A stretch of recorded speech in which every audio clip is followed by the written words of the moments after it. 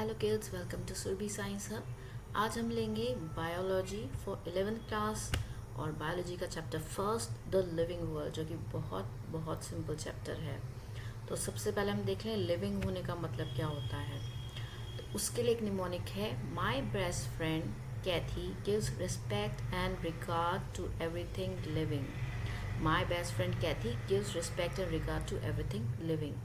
या माई का M metabolism बता रहा है, B breath, F for food and water, C cellular organisation और कॉन्शियसनेस, जी ग्रोथ, आर से रिप्रोड्यूस या रिप्रोडक्शन, नेक्स्ट आर है रिस्पॉन्ड टू स्टिमुलाई और ई है एक्सपेल वेस्ट, एल है लाइफ स्पैन। तो अगर किसी में सारे कैरेक्टर्स हैं तो वो जो भी इंसान है, ऑर्गेनिज्म है, वो लिविंग होगा।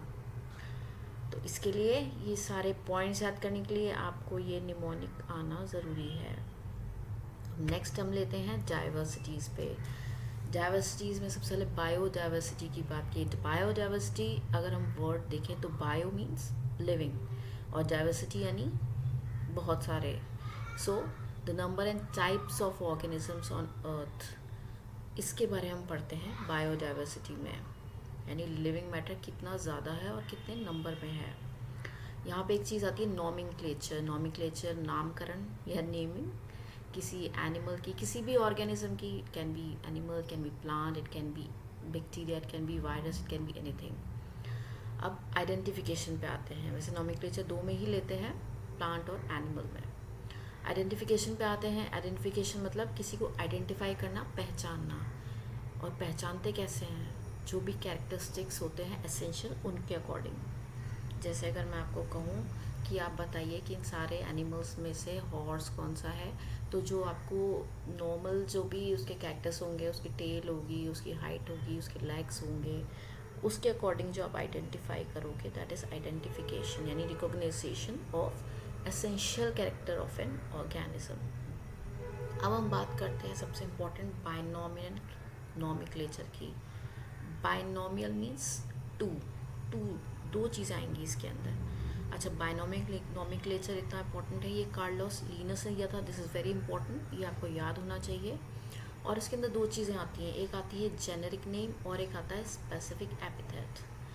जेनेरिक नेम होता है जीनस का नाम, और हमेशा ये लैटिन लैंग्वेज में ही यूज़ होते हैं, हमेशा इसी में लिखा जाता है।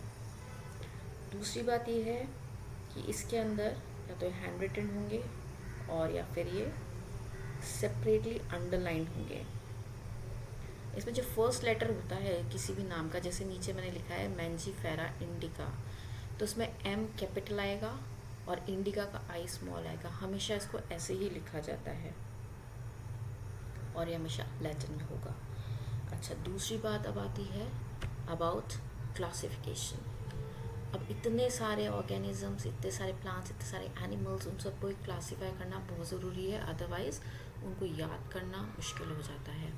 तो हम ग्रुपिंग करते हैं उनकी ऑब्जर्वेबल कैरेक्टरिस्टिक्स के अकॉर्डिंगली, और फिर हम बनाते हैं उनकी कैटेगरीज, जिनको हम टैक्सा कहते हैं।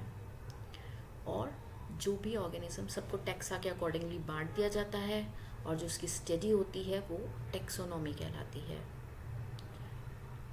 एक और चीज़ आती है, वो होती है सिस्टमैटिक्स। सिस्टमैटिक्स में हम ये सारी नेमिंग भी देखते हैं और इनके आपस में क्या रिलेशंस हैं, पुराने ऑर्गेनिजम्स में क्या बात थी, आपके ऑर्गेनिजम्स में क्या बात है, इनमें आपस में क्या रिलेशन है, ये सारी चीज़ें जो होती हैं वो सिस्टमैटिक्स के अंदर आती हैं।